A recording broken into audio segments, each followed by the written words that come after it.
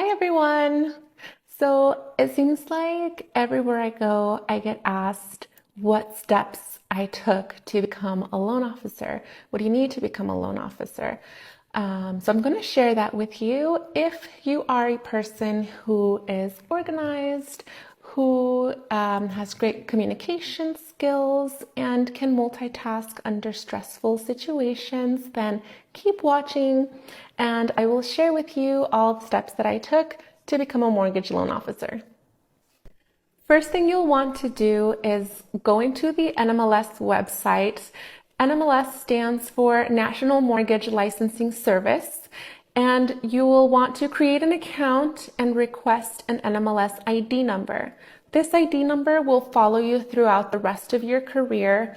It is used for tracking and monitoring of all of the loan transactions that you have done.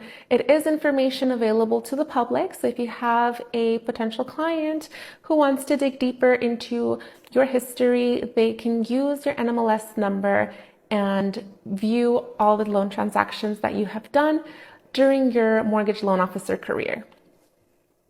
Once you've obtained your NMLS ID, you may then start working on your pre-licensing courses. All states require a minimum of 20 hours of NMLS approved pre-licensing courses, and within those 20 hours, you must complete 3 hours of federal law and regulations, 3 hours of ethics and fraud, 2 hours of lending standards related to non-traditional mortgage, and 12 hours of undefined instruction on mortgage products. Many states require additional state-specific hours. Reference back to the NMLS website to obtain a chart with a detailed list and instructions on how to obtain a license in your specific state, or any state really. You can get licensed in all 50 states if you wanted to. There are various different courses and companies that you could use. They have options for in-person, virtual, online. For me personally, I prefer to do everything online. I was working full-time as a loan officer assistant, and I'm a mom of 2 young kids, so that was the best need for me. I went through Mortgage Educators and Compliance, and I believe I paid around $239. I used a coupon code. They always have coupon codes on their site. Take advantage of them because they will save you so much money. And for the state-specific hours, I don't believe I've ever paid more than $40, but again, it just depends on what courses you're taking and whether or not you're going to use the code or not. I also went ahead and purchased an exam prep course through Affinity Real Estate and Mortgage Services. I found them through YouTube, actually. I was studying a lot, looking up videos on YouTube to help me learn more and study for the exam. And Artricia, she just had an amazing way of explaining things, like Tilla, the Godzilla, it's Regulation Z, RESPA, Regulation X, like those things stick with you. So I purchased that course. It was $260 additional, and then you can also use, I believe it's called CompuCram. It's similar to, it's like a test simulator. I also joined a lot of Facebook groups such as new loan officer groups and NMLS study groups, all of this to pass the SAFE NMLS test. SAFE stands for Secure and Fair Enforcement Act, and you must pass this exam with a minimum of 75% in order to obtain your license.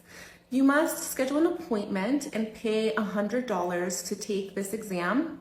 If you fail, you have to wait 30 days to retake the next test. After the 3rd time that you have failed the test, you must wait 180 days to take the 4th test. So it's very important to really study hard and try to pass it at least within the first 3 times. Otherwise, you're going to be waiting a while to take the next one.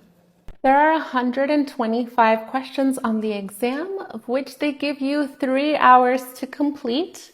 Guys, this test is very difficult and please do not take it lightly. Studies show as of 2020, 56% of people who take this exam will pass it on the first try.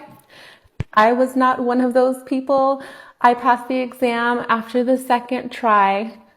So really study all of the information, and if you're able to really give yourself time in between taking the course and the exam to just absorb and study as much as you can. Let me just emphasize this really quick.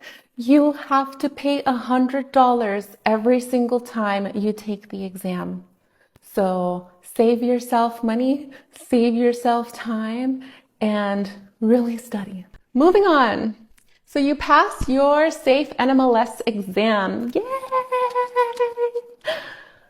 But wait, there's more. Now it's time to apply for your MLO license. So you have to log back into the NMLS website and submit an application, also known as the MU4. Once you have registered with the NMLS, they will ask you for a full 10 years personal history and experience.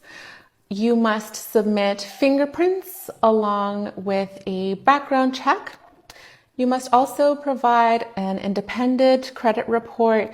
Now, don't worry, this credit report is just to check that you don't have any delinquencies such as bankruptcies or any abuse in credit. You're a financial advisor technically, so you must be able to manage your own finances before being able to assist anyone else in theirs. They will ask for several means of identification and supporting documents if needed. Once you have completed all of this, you are required to pay your licensing fees. Now, the amount of fees differ from state to state. And once your license has been approved, then you are off into the world, ready to save the world one mortgage at a time. If you're not working in the field already, it is recommended that you start off as a loan officer assistant before jumping into the role of loan officer. This is because you are starting to gain experience. You handle the file from start to finish. You learn the application. You're learning what documents are to be requested from each borrower, the different products and guidelines.